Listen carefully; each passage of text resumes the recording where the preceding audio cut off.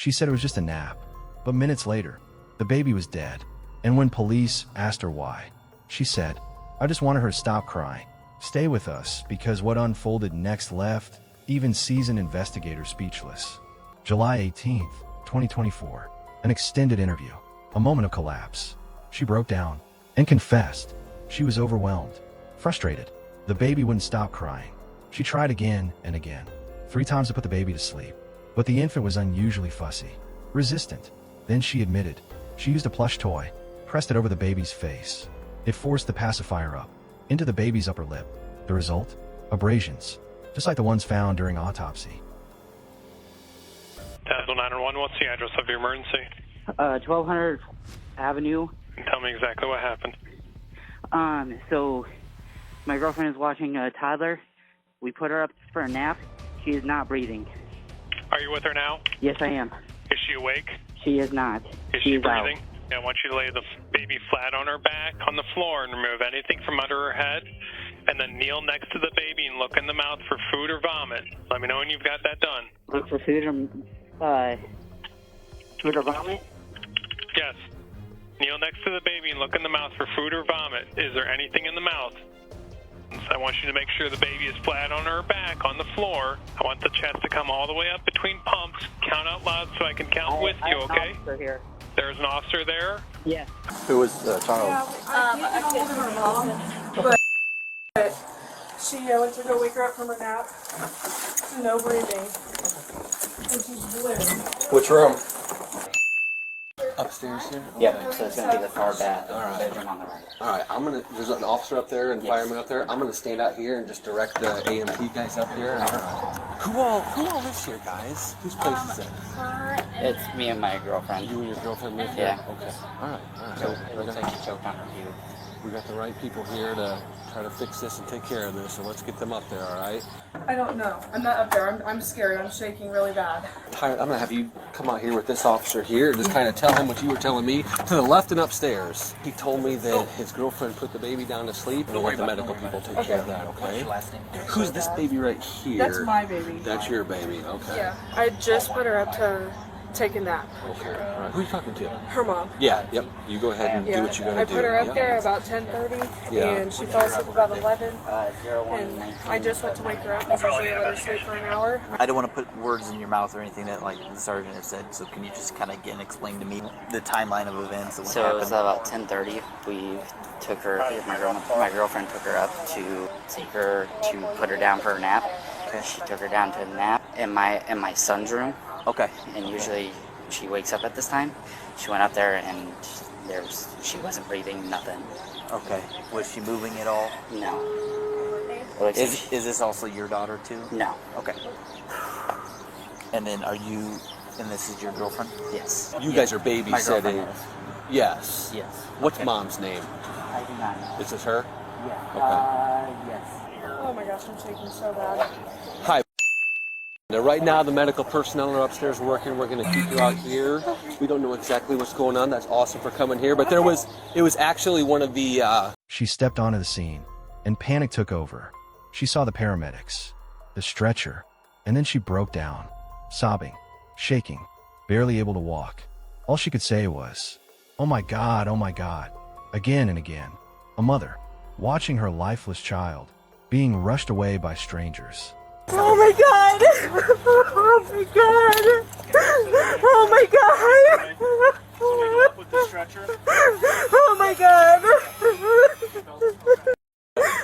let's go sit in my car. Yeah. And let's call her to the hospital, right? I got you. Oh my god! We're just going to sit in my car. Crib looks clean. Butler did really good. He took his camera. This is Babysitters. Yeah, took a real good video of the crib before he touched anything. Baby was found face down. Been sleeping like roughly 2 hours. Oh my god! I'm sorry, do you need me to hang up on you? Okay. Like everything looks pretty clean. It looks like a nice kid's bedroom. Like there were some blankets in there. I wonder if it was like rolled over on his stomach and just wasn't strong enough to roll back over and smother in the blankets. I'm going to get another officer here to kind of facilitate so you are, kept up to speed on exactly what's going on and what's happening, but we want to give them the ability to do what they've got to do here. So the babysitter is hysterical. There's some things that are just kind of up in the air right now. Mother was not here. The child was in the care of a babysitter.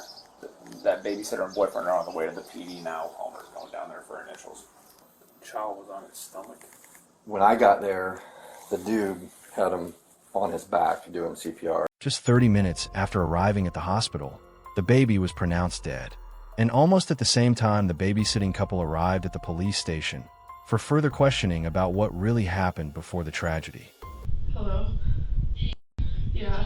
Hey, I just wanted to update you because Miranda said you've been messaging her. She didn't make it. Are you okay? We're at the police department and I'm just really scared. I just feel horrible. I'm just really scared. Well, there was nothing you could do. I'm gonna have to get her house. You need to stay on the phone with me until somebody comes in. Alright. When she arrived at the police station, fear took over. She didn't ask for a lawyer. She asked for her mom. Was it panic? Or was it guilt? When you came down, did everything seem normal? Like, did she seem flustered at all? Was there any issues? Everything looked fine. Had you heard, because she said that Sylvie had been like a little bit fussy and... She screams a lot and cries because when Kenna first started watching her, she told me she was colicky because she usually wakes up by now. Kenna went up there and Kenna came running downstairs and goes, I think she's dead. And I'm like, what? And so then I jumped up and I ran upstairs and I saw her and I called 911 right away. When you first walked into the bedroom, what did you see?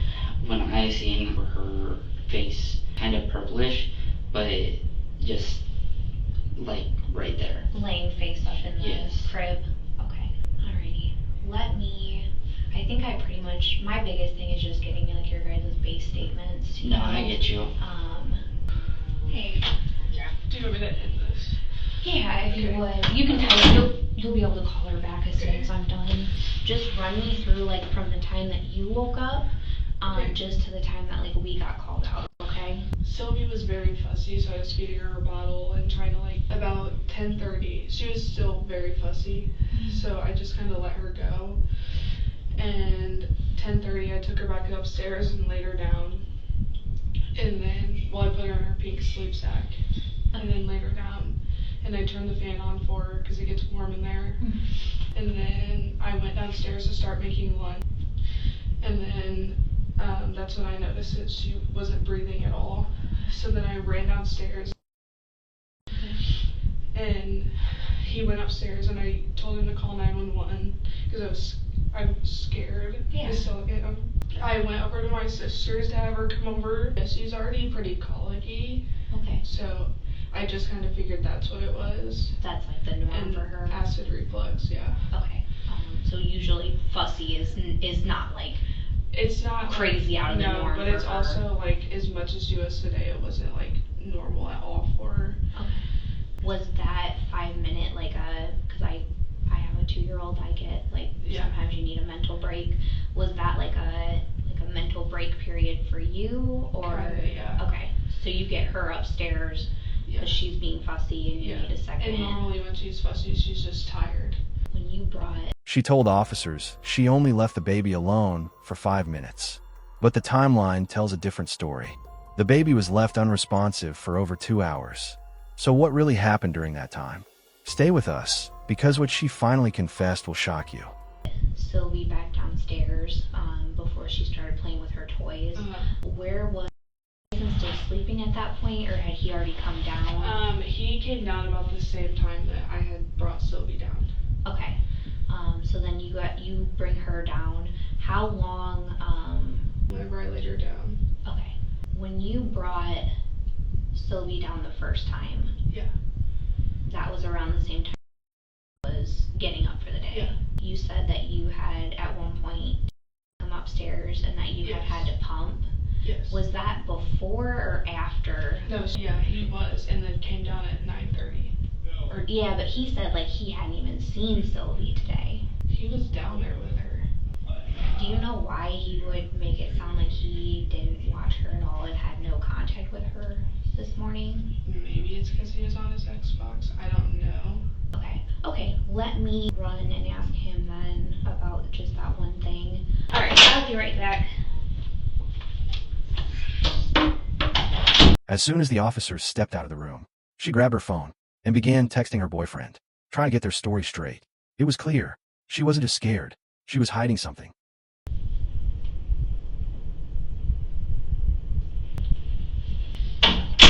I think I pretty much have it, like, initial timeline and everything plotted out.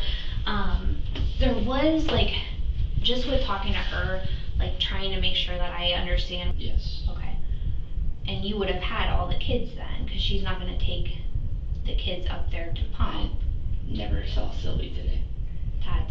You're not being fully honest with me then. I am. No, because she's not going to take the kids upstairs with her to pump. Misinterpret that or to have that wrong. I never had. And I swear on my grandfather's grave that it is dead right now. I want you to understand that if anything did happen and there is you made a mistake by not being fully transparent and honest with me, yes, it makes it look like you're hiding stuff from me. She texted me and told me what she said.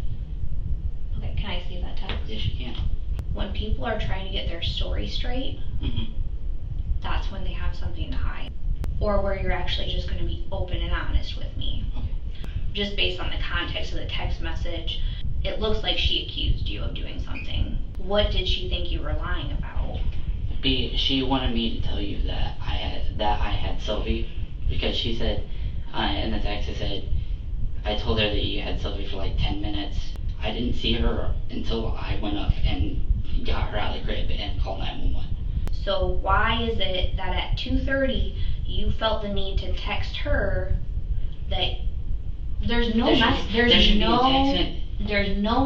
not even start to pretend like you're a text message that's deleted or anything like that. Yes. We'll be able to recover that. So don't you worry. Okay. But you're lying. No. I can tell just based off of your reaction to that. I promise I did not see her today. She texted me. Okay. And it's deleted, obviously. We'll take her phone. Tell her as evidence. We're gonna need your phone. Yeah, no problem. I just don't like being alone in here. No, you're okay. So this is gonna be evidence, just so you know. That's why we're taking your phone. Meanwhile, in the next room, her boyfriend was getting tense.